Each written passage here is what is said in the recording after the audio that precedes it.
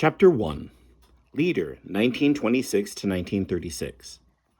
I was born in Denver, Colorado on February 20th, 1926, to Philip Roy Denham Sr. and Mildred Josephine Maccabee Denham.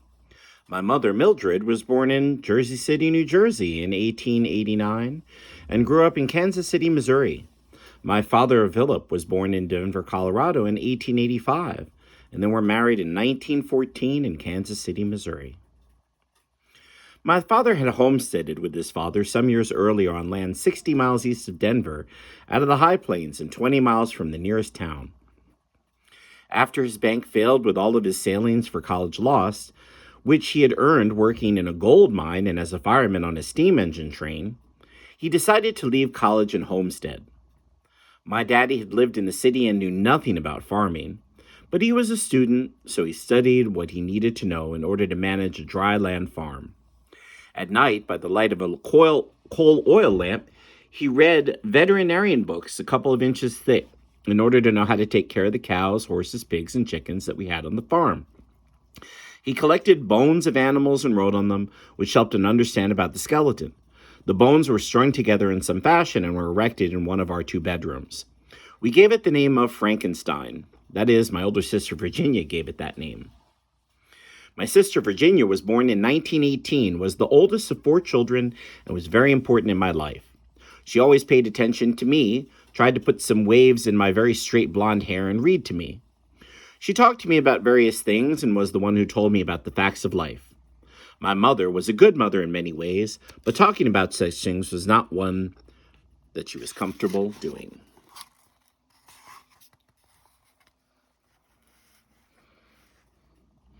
Francie May, born in 1920, was the second child.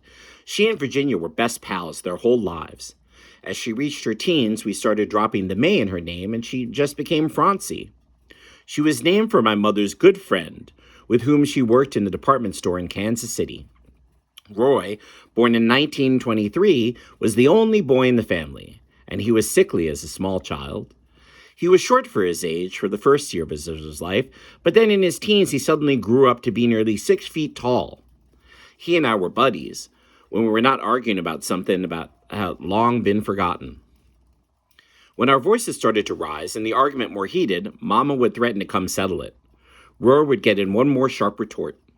As I tried to answer, I would get a slap in the face. I always felt abused because I thought it was Roy's responsibility that I was punished, and he was not. I was the 4th and last of the children. There were some advantages to being the youngest. Less was expected of me, and the older ones took care of me. I remember one time when I was a small girl, Roy was trying to straighten out the arms and legs of my long underwear on a cold winter morning by the heater in the living room, so I could get dressed. Our bedrooms were unheated. There were 2 stoves in the house, and one was in the living room, and the other was in the cooking range in the kitchen. When Daddy homesteaded the farm, he lived in the dugout hole in the ground for some time until he and his parents could build a tiny 1-room wooden shack for the 3 of them, hence the name the Triple D Ranch. Daddy built the main house, which we lived in until I was 10 years old. I had a living room with a generous-sized window and living room in the front, 2 bedrooms, a bathroom without a tub or toilet, a long room for the kitchen and dining room with a small arch separating the 2 areas, and a carport for our 1928 Chevy car. Roy had 1 bedroom to himself, and the 3 of us girls had the other. Mama and Daddy slept in the dew-fold in the living room. Today it will be called a sofa bed. It was made up every morning, and the bedroom returned to being a living room during the day. All 3 of us girls shared a room and slept together, with me in the middle. In an unheated bedroom in the middle of winter, the girls said I was their little heater. Virginia and Francie were always referred to as the girls. I can remember hearing the coyotes howling in the distance most nights as I went to sleep. On the inside, the house was like any other house, including hardwood floors, of which my mother was very proud. But on the outside, it was adobe. Well, Daddy dug the adobe out of the ground about a half-mile away. It was very good insulation for both the winter cold and the hot Colorado sun in the summer. It never occurred to me that there was anything different about having an adobe house. Didn't everybody have an adobe house? The house had an unfinished basement for food storage and an unfinished attic. We had a fairly large telephone on the wall that was on a party line serving all the farms in a wide area. Our ring was 1 long and 3 shorts. If one wanted to, you could carefully take the receiver off the hook and listen to others' conversations. 1 long ring was a signal for everyone to go to the telephone and listen, because there was something that everyone needed to know, like a storm was imminent and people needed to get their cattle to the barn or at least corral them for safety. Since there was no electricity, because rural electrification was not yet a reality, we were so isolated. That would be a long time off. Daddy dug our well by hand, which was 60 feet deep.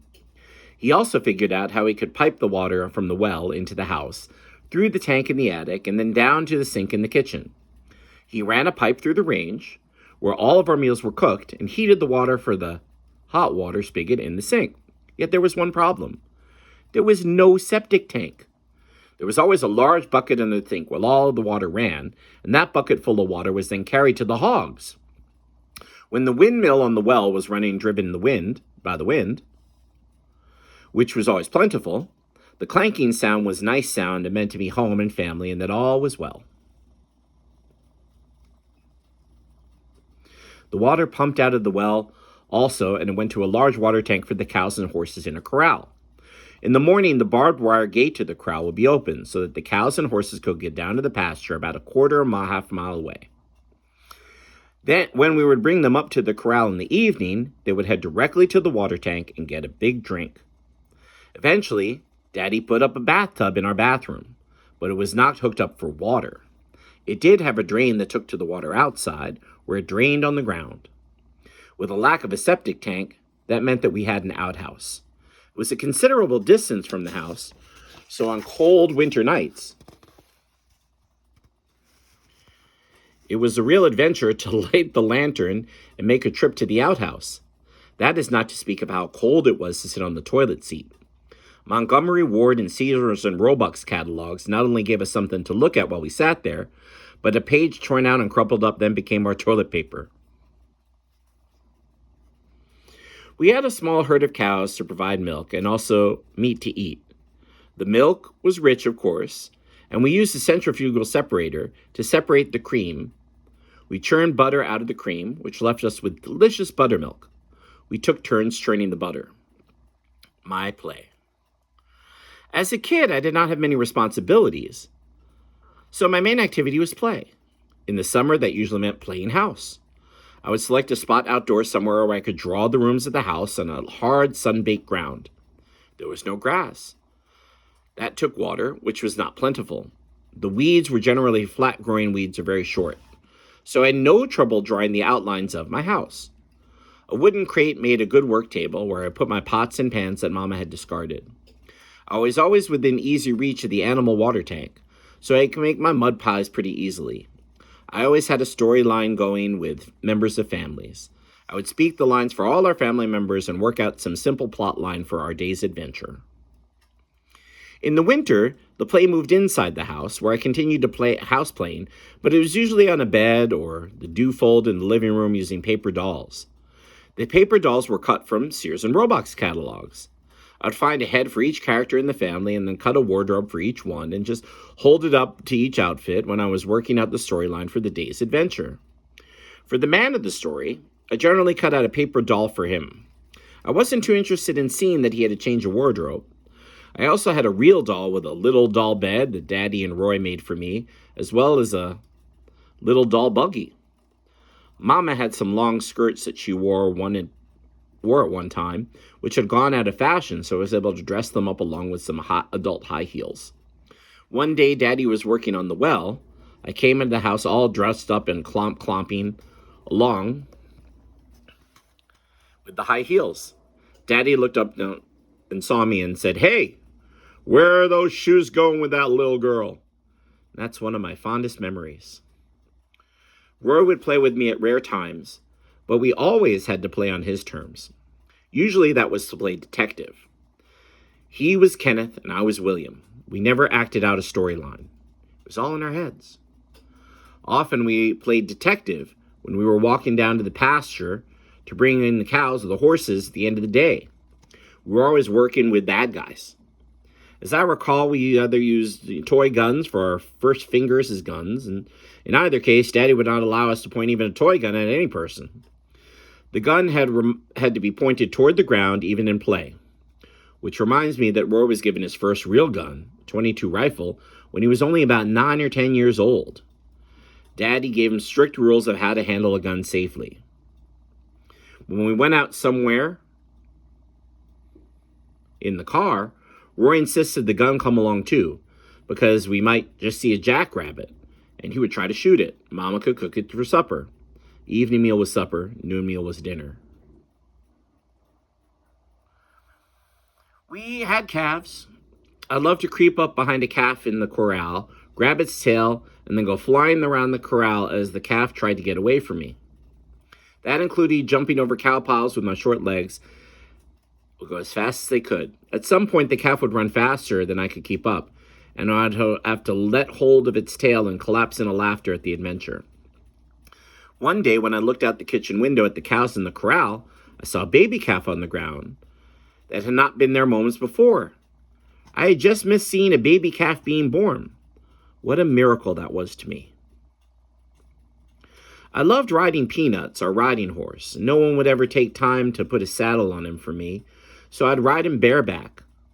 I would pull him parallel with the barbed wire fence, which was around the corral, jump up on the fence, placing my feet between the barbs, and just as I was ready to get on the horse, he would start to move away. At that point, I had to give a sort of a jump onto him, grab his mane, and hold on for dear life until I was settled on his back. One time, I was even running Peanuts in a gallop in the pasture when he stumbled. I thought he was going to go down, so I started to ease myself off him. But right away, he regained his balance, and I had to scramble to get back up on him.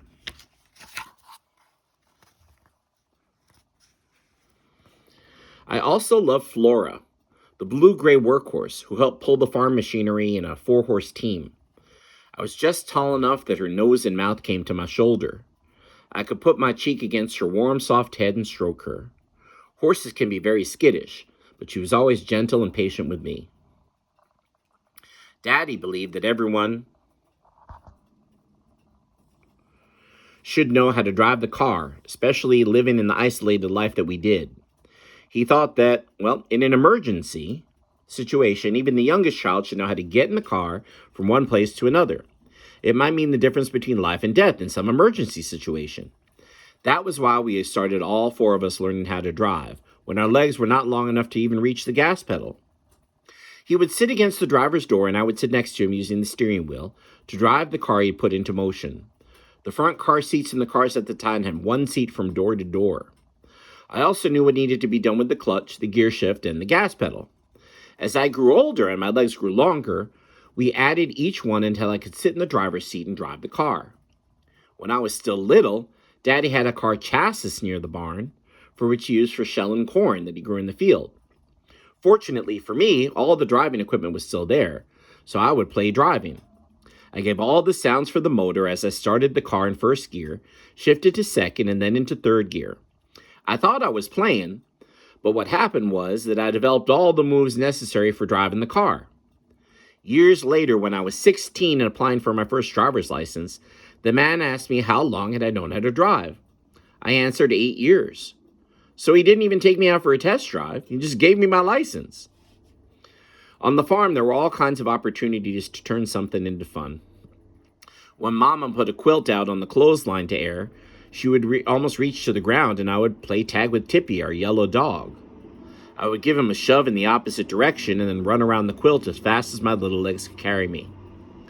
Tippy would turn around and chase me until he caught me with his tiny front teeth and go after my backside. We both would stand there and laugh and then do it again and again. Then there was the day I thought it would be exciting to jump off the roof of the chicken house. I found that much, and it was as much fun as I thought it would be. It scared the wits out of me, and just one of those jumps was enough. One thing that I loved to do was to play with the little piglets and also the baby chickens that came to us through the post office. Yes, they really did come through the mail. It was in the spring, and it was too cold for them to go outside permanently, so they stayed in the kitchen in a large box for a little while until they got a little larger. I would pick up a little yellow ball of feathers and put it to my ear, and hear the little peep peeps. Mama was very proud of her hardwood floors, but she always said that children were more important than floors. So Roy and I were allowed to roller skate in the kitchen dining room. In the winter, Daddy would flood the garden spot, and we would even ice skate there. Doctor. Our family doctor was located in Denver, which was 60 miles away. As far as I know, there wasn't a doctor in Myers, the town nearest to us, 20 miles away. Well, when one of us got sick, Mama would call the doctor on the phone, describe our symptoms, and he would send a medicine out by mail, which took about 3 days. The doctor was a homeopathic doctor, and the medicine was always a lot of very small, white, round pills in some kind of solution in a bottle. And the instructions were always to take out a certain number of the pills, dissolve them in a glass of water, and then take so many teaspoons of the water at designated time intervals. I have very serious doubts of that kind of medical care, but we always got better. One time I developed a boil in the back of my neck, and it grew quite large, and I began to feel bad. So Mama took me down to the lane to wait for the mailman to come along, and when he did, we got into his vehicle and rode with him on his mail route back to Byers. There she negotiated with the truck driver for a drive into Denver. When we arrived at the doctor's office in Denver, he lanced the boil, which took care of it. Well, that describes our medical care. I have no memory of how we returned home. I just remember one time staying with old friends of the family and thoroughly enjoyed the carpet on the floor and stairs up to the bathrooms. I always thought it would be so grand to have 2 floors in our house and to be able to say, I'm going upstairs to bed.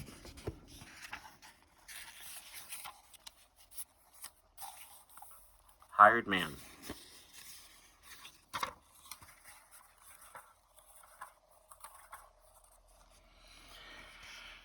Daddy needed to have a hired man to help with field work, so some of the time we had a hired man. He stayed in one small room in the frame house that Daddy built when he first homesteaded.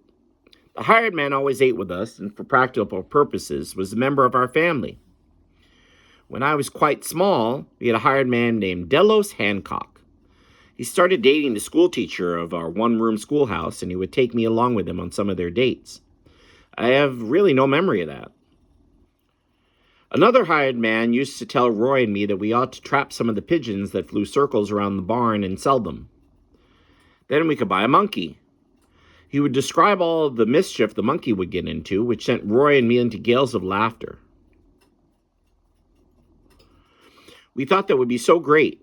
Another hired man had been in the military service where he learned to cook. When my mother got sick, he volunteered to make pancakes one morning. He cleaned off the 4 lids on the cooking range and proceeded to pancake batter out each lid and cook the pancakes. We thought that was really great. Auditors. Once a year in February, on the time of my birthday, the auditors would come to go over Daddy's books. I've never inquired about what that was for, but I think it had something to do with the fact that Daddy was the one who signed up people in the area for relief, which was public assistance. There were financial books, and I assume that part of his responsibility was to distribute some checks as well. It was the time of the Depression in the 30s, and, well, anyway, it was exciting to have those men come and stay in our house for a couple of days. I have no idea why they spent the night. The thing that made it so memorable for me was that Mama would make oyster stew for them, and that became my birthday dinner. Again, where she got the oysters is a mystery to me, but she had to have bought canned oysters when she was at the store. She also bought flour and sugar in huge bags because we could not get to a store very often. My courageous mother. The Henry Heidi family lived a few miles from our farm. Well, one day, they called our house, and with obvious anxiety told my mother that their sister-in-law Dora was outside with a rifle, aimed at their house. They had their doors locked, but they needed my father to come to disarm her. Mom explained to Daddy he was working in the field. She's the only one home.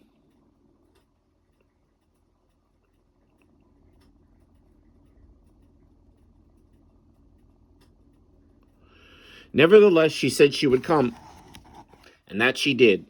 She drove over to the Heidi's, And there was Dora in the yard with the rifle. Without hesitation, Mama got out of the car and strode determinedly across the yard with the authority of a loud voice. Dora, you give me that gun. You should be ashamed of yourself. With that, Dora gave up the gun. The stand was over. With my mother's ability to take charge of situations make me wonder sometimes if I was adopted.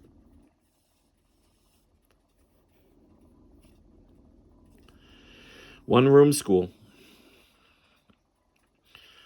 Farms were rather isolated with miles between them, and our farm was about 20 miles from the nearest town, so there was no chance of going into a town or a school to school. Our schools were one-room schools with grades 1 to 8, all in one room with one teacher. Our teacher would only stay for 1 year. It was asking an awful lot for a young woman to give 1 year of her life in such an isolated existence. She had to live with a family with no place for her to have a life of her own. And if she got married, she couldn't continue to teach because married women were not allowed to teach. I started school at 5 years of age. I wasn't 6 until February 20th, so I was pretty young. All 4 of us were in school together that first year. Virginia was in the 8th grade, Francie was in the 6th grade, Roy was in the 4th grade. He had been in advanced grade because he was so bright. It was called the Leader School. Other schools were named Plainsview, Busy Bee, Potty Brown. I never heard how they came up with that name.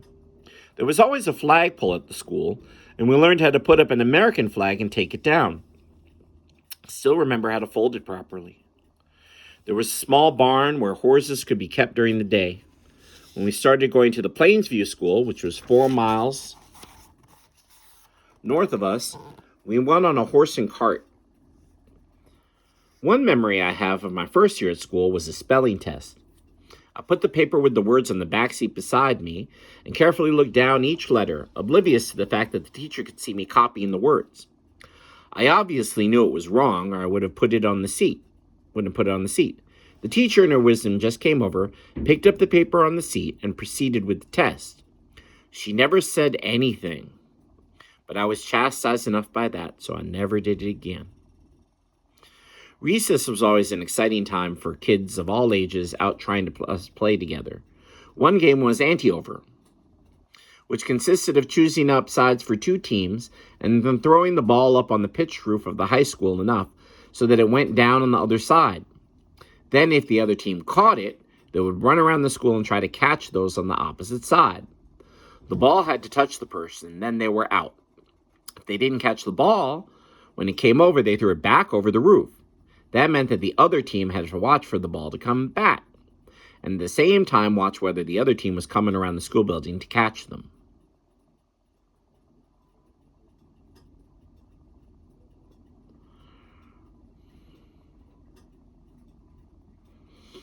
One time when Francie, Roy, and I were going to the school in the horse and cart, we decided that instead of going on the road to the school, we would go across the land that goes by a dry creek. It was dry because it only had water in the spring when the snow in the Rocky Mountains melted, and the water flowed out all over the dry creeks out to the high plains. We were going to link up with another student, Viola Munson, and then go on to school. It all worked out fine. We met up with Viola, played around a bit in the creek, and decided we'd better get on to school. But none of us had to watch. We began to realize we were going to be quite late for school, so the older kids made up a whole story about why we were late. They rehearsed me in it so I would get the story right, but they told me not to tell Mary Jane, the school bully, what the story was. If she asked me why we were late, I would tell her that it was none of her business. We got to school and the older kids told the teacher the made-up story of why we were late. The teacher then accepted it, and we were all right. During the day, I had to go to the outhouse, and Mary Jane went with me. She asked me why we were late this morning, and I said in a low voice, "Well, it's none of your business." She didn't hear me, and she said, "What?" With that, I told her the whole made-up story. However, on the way home, I told Roy and Francie that I told Mary Jane that it was none of her business. I was the hero, but I didn't tell them that I also made up the whole story. I told her that I also told her the whole made-up story. Another time, we were playing Pump, Pump, Pull Away. We were running from one base to another, and those on the other team would try to catch us. If they did, then we were out. One time when we were playing the game, Mary Jane, who was about twice my height and size, ran directly into me and purposely knocked me down. I got up, scratched and crying, both of the hurts on my body, but also from the hurt that she would just do something like that to me. The older girls in the school quickly ran over, picked me up, and walked me onto the steps of the school entrance. Wilma Scott had a yellow pencil that was like yellow marble and had a long pointed end down to the head, lead. I thought it was the most beautiful pencil I'd ever seen. Wilma asked me if I'd like to hold her pencil, and I weakly said I would. So we sat on the steps of the schoolhouse, with me holding the pencil, and the girls with their arms draped around my shoulders to comfort me.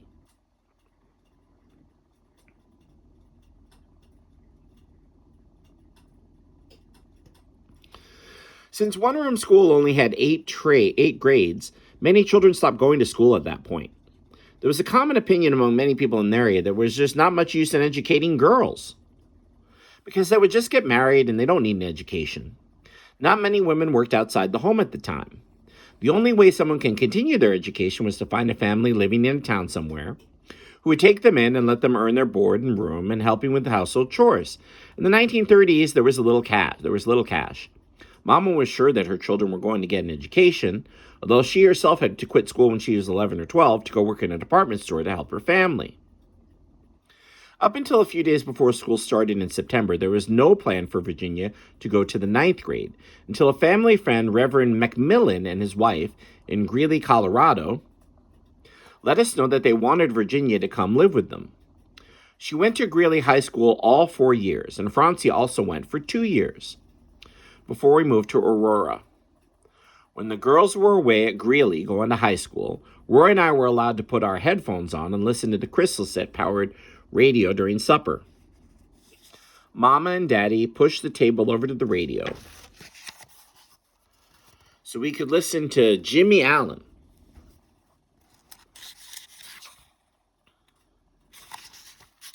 And Jack Armstrong, the All-American Boy.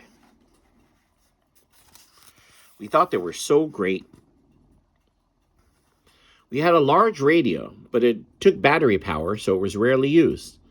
The times I remember being on especially were on Mondays after Mama finished doing the weekly laundry. She would always turn the large radio on. I suspect she saw it as a kind of reward for doing that big job she had done for another week. It was a big relief to me, too, because she had a motor for her washer that sounded like having a lawnmower in the house. It was terrible. Reverend McMillan, who was the rural Sunday school missionary, came every summer to his trailer to lead a week of Bible school in one-room schoolhouse, where we went to Sunday school every Sunday. That was the Busy Bee Schoolhouse, which was about 4 miles south of us. At Sunday school, there was a class for little kids, me, and a class for older kids, the other 3 in the family, and then a class for the parents. After Sunday school, we had church. That consisted of the leader of the adult class, Mr. Payne, reading scripture, leading hymn singing, and giving a rehash of the old SS lesson for the sermon. He was a farmer from near Byers, Colorado, who came along with his wife to help us have Sunday worship. Mrs. Payne was my Sunday school teacher, and she had a habit of putting her fingernail between the 2 front teeth by moving the bridge of her false teeth. Not knowing anything about false teeth, I thought it was a great thing to be able to do. Their son Walter was a very close friend of ours for the rest of his life.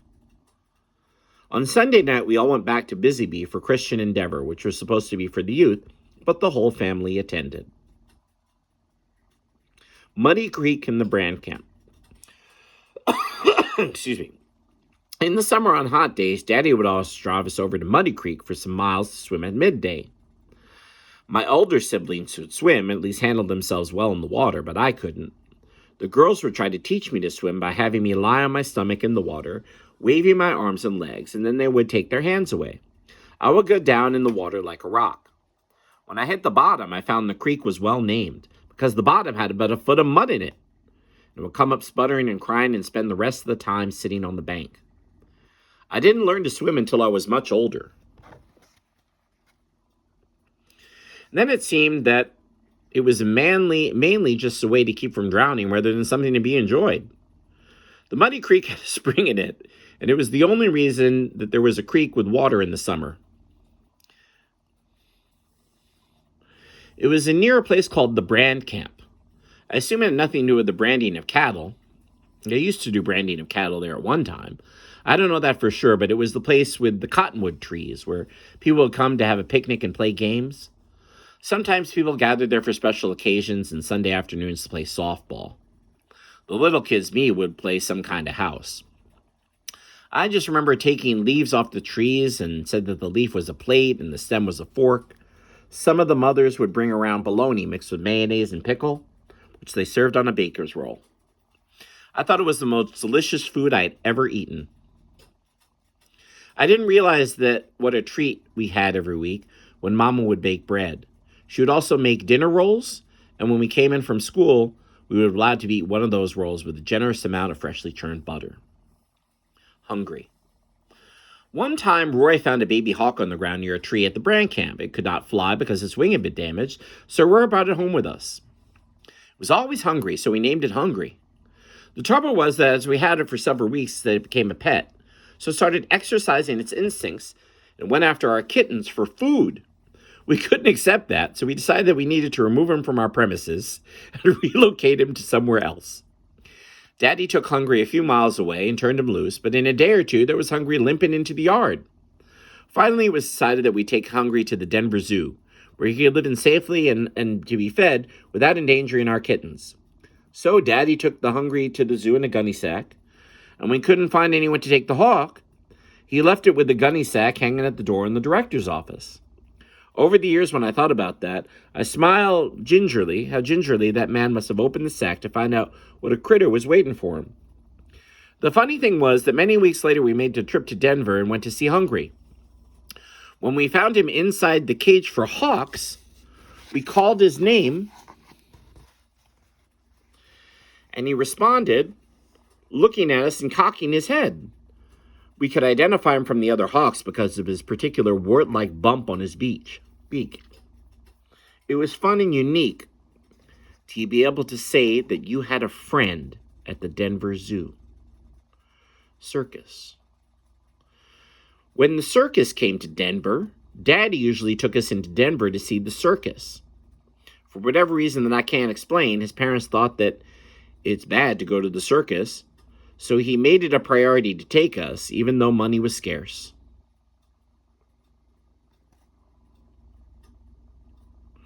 We always sat at the end of the three-ring circus, and it became my ambition to go to the circus sometime and sit in the middle, where you could see all the three rings better. I loved the circus and never got tired of seeing the animals.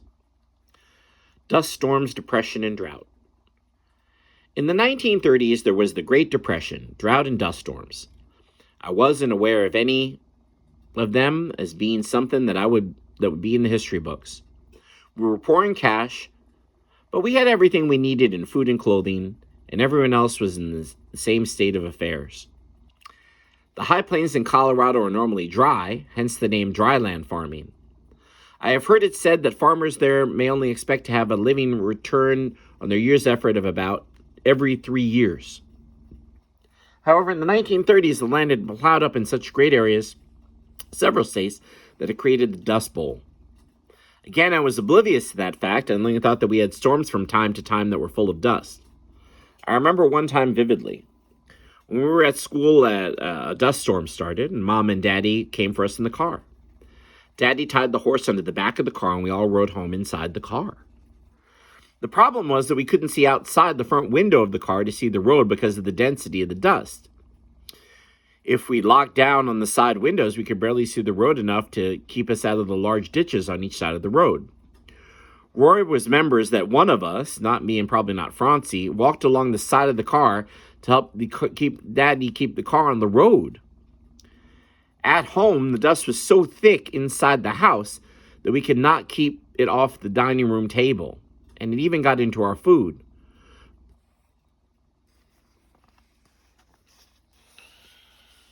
Of course, we even breathed it well. Virginia got dust pneumonia from it. I didn't realize till many of these later that people were actually dying from that. Thankfully, she recovered. I guess the little round pills were worth something after all. During the dust storms, when the wind blew so hard, arrowheads and other Indian artifacts were uncovered. I remember that we had a whole shoebox filled with arrowheads, which we gave to the Denver Museum. I have often wished that I had kept one or two of them for myself. I remember picking them up on the ground. When Daddy plowed up the earth to plant crops, he plowed virgin soil that had never before been plowed.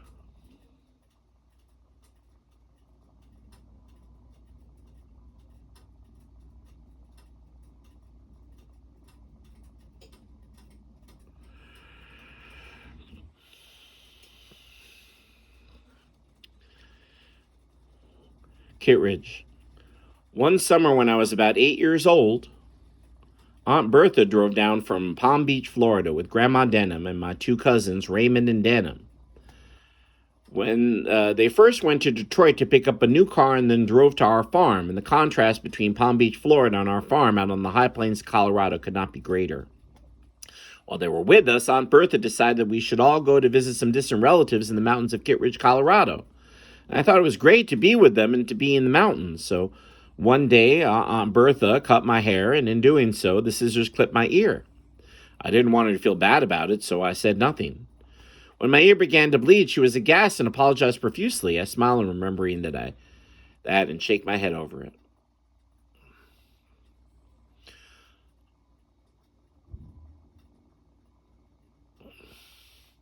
Home demonstration agents.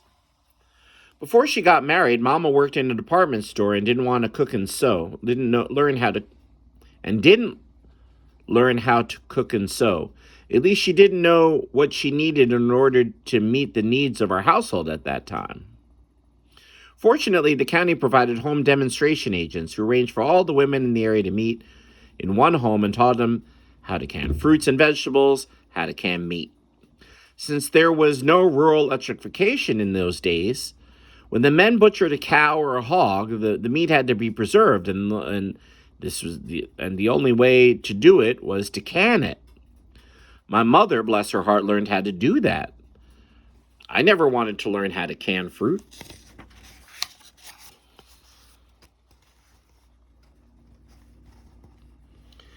The same was true of sewing clothes. The home demonstration agent taught the women how to sew dresses and other garments and how to alter clothes so that a smaller person could wear them. Between that, my mother sewed and what was handed down to me, and I never caught a coat from the store until I was in high school and learned the money cleaning a woman's house for $1 Saturday. I bought myself a new coat. Virginia and Francie's parties. The girls were very good at planning and having parties, and we always played parlor games. When the party was inside and active, a group of games, the party was outside.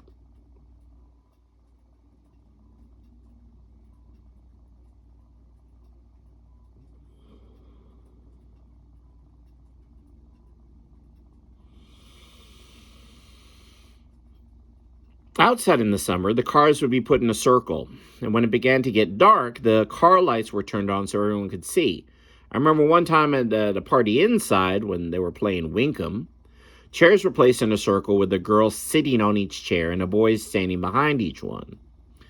There was one empty chair with a boy behind it. The boys had to keep their eye on the girl seated in front of them.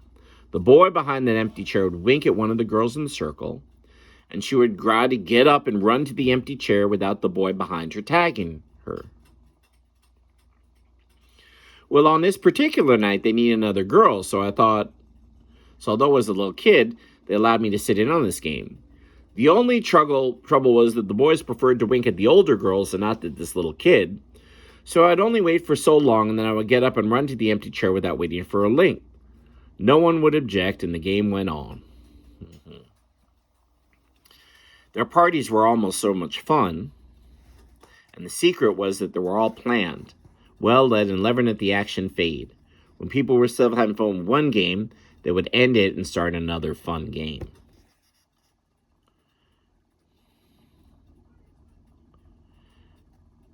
Piano lessons. All of us were given piano lessons, but I was the only one who kept up with it. I was taken to the Doss farm, where one of their daughters, Ruth, gave me piano lessons. At home, however, I practiced on a pump organ, which we had in the living room. Later, when we lived in Aurora, Colorado, I continued with the piano lessons and we brought a piano. My piano playing came in handy, especially at girls' parties, when we would end the evening singing at the top of our lungs around the piano. Our neighbors were always very tolerant. Chinese alphabet. One time on the farm, Roar was given a book about China. In the back of the book were numbers 1 to 10 listed in pronunciation in Chinese written phonetically. He memorized them and taught them to me. To this day, I can count to 10 in Chinese. It makes me realize we probably should start teaching other languages in our schools at a much earlier age than we do. Christmas. At Christmas time, we had a small artificial tabletop Christmas tree, and our parents would put our presents in piles. So when we got up on Christmas morning, we found our pile, and we opened our presents at the same time. My grandma, Denham, Daddy's mother, and Aunt Bertha, Daddy's sister, who lived in Palm Beach, Florida, always gave me a little wind-up toy and a sterling silver spoon, the same pattern that Aunt Bertha had. My initials were put on the back of the spoon. I didn't get many toys because my parents thought it more important to use scarce funds to buy needed clothes for Christmas rather than to buy toys. I was always thrilled with the toy, but not so much with the silver spoon. It took me several years to appreciate those. We also received a large box of candy from Grandma's brother, Fred Varney, who was a candy maker out of Washington State, I believe. Well, what a great thing it is to have a great uncle who makes candy and shares it with you at Christmas. After we moved to Aurora, I received a Mickey Mouse Rich Ross for Christmas, and it seemed like some kind of miracle. I couldn't believe I received a watch for Christmas. I was so excited. Milking the cows. As everyone knows who lives on a farm, the cows have to be milked twice a day. We hired men during busy times of the year, but things like milking cows fell to whoever could do it when times were busy. I learned at a very early age how to milk, and it's not easy to do. It looks easy. You just put your hand around the cow's teat and squeeze. But there's more to it than that. It takes a particular type of squeeze to get the milk to come out. Roy always had some fun on the job, and lining up the cats at a distance about 2 to 3 feet away and squirting a stream of milk of the cow in their direction. They got quite adept at catching in their mouths, and they spent time licking the spots on their fur that caught what they missed in their mouths. Gathering eggs. One job I had on the farm was to gather eggs each day. If the chicken was off her nest, it was a simple task to just pick up the eggs and put them in the container. However, when a hen decided that she was a sitting hen, which is a hen that would sit on her eggs and was going to hatch into baby chicks, she was very protective of the eggs she was sitting on, and in that case, you had to make a very quick move with your hand to grab the back of the hen's neck to keep her from ferociously pecking you. With the other hen, you then dived under their hand, grabbed the eggs, and when you accomplished, the hen would give a loud cackling to let the world know that she had been violated. Other jobs on the farm. A couple other jobs I did from time to time. One was, gathering the corn cobs I used in the cooking range in the kitchen. That was easy. The other job I had to do was walk down the pasture to bring the cows for milking and overnight.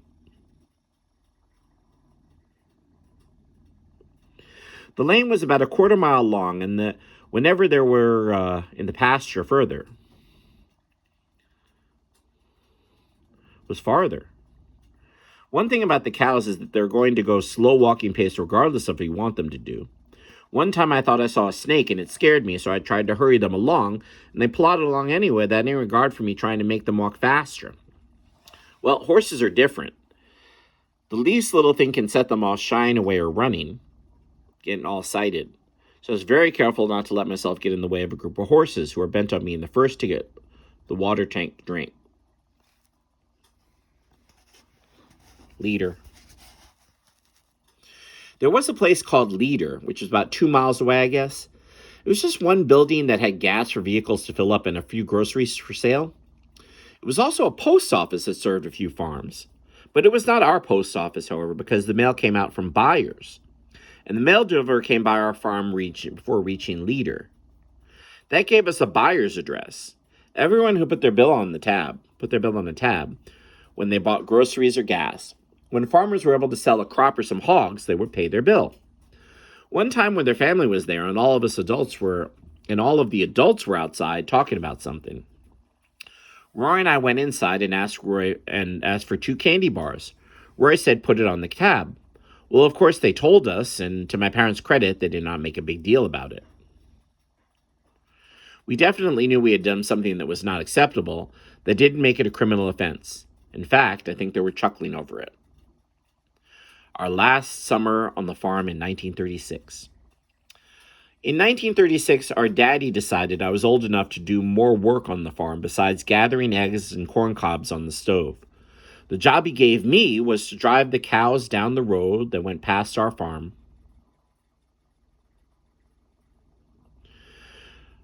which was about a quarter mile away down our lane, and I heard them all on the road. Due to the drought, the pastures had all dried up, and there wasn't enough for the cows to eat. Along the road, there was a deep, wide trench where weeds grew, so I was able to keep them off the road and turn them around. When they reached the end of our property, it seemed like a pretty simple job for me, since there were maybe 5 cars a day that drove on the road, and there was no reason for the cows to stay on the road since there was nothing for them to eat. Daddy also sent a bull along. We called him Mister. I had healthy respect for bulls because they have a tendency to let everyone know that they are the boss. My tactic was to see that the cows were turned around, and I left Mister to do whatever he wanted to do. He always followed the cows. He always followed whatever the cows did, however, and that did not become a problem. The ladies had led the way. The Colorado sun became very hot during a summer day. You're at about 5,280 feet in elevation, so it's easy to get sunburned. I wore a little straw hat and a dress.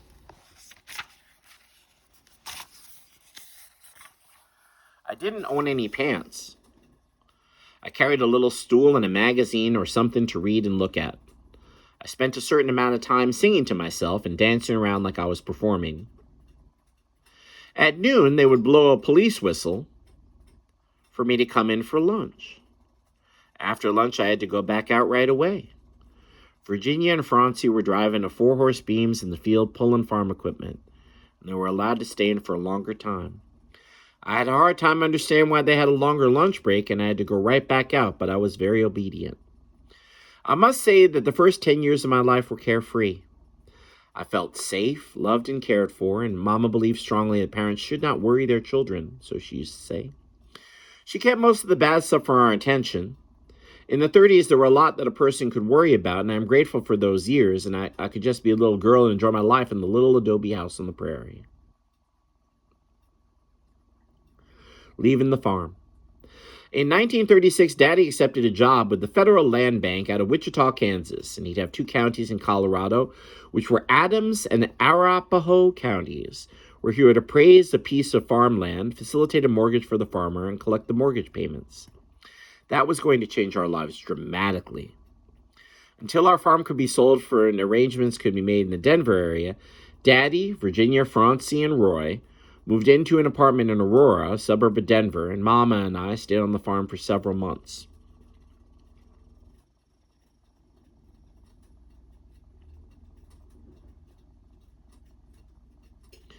And that becomes this chapter in my memories and stories in my life. Photos. The Adobe house in winter. Wow, look at that windmill. That house. In front of the Adobe house, there's Virginia. In the front, children of Virginia, Roy, Francie. In the back, Mildred, Grandma Maccabee, Dorothea being held in the Philip, and Dallas Hancourt, the hired man. More photos. The one-room schoolhouse. Looks like there's 7 children in the photo. Danny Currier, Dorothea in first grade, Roy and Tommy Currier in the back row. Virginia, Viola Munson, and Francie. Our farm front yard. In the front, Roy, Dorothy, and Virginia. Grandma Denham by the cottonwood tree.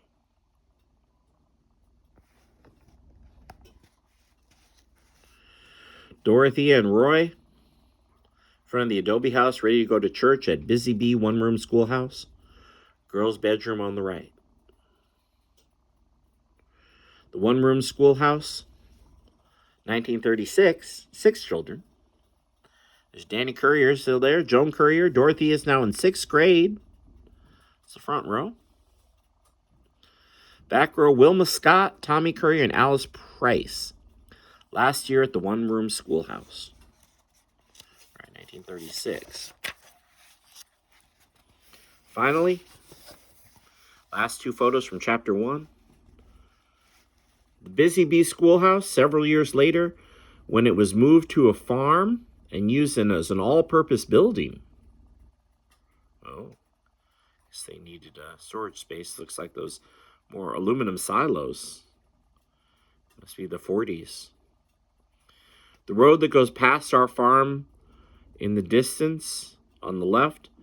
The photo taken from the corner of our property in 1974. Wow, not much developed there. In the distance, looks like a big city. And that's the end of Chapter 1 of the reflections of P. Dorothea Murray at age 88, the little adobe house on the prairie. There'll be more later. Thank you for watching this video.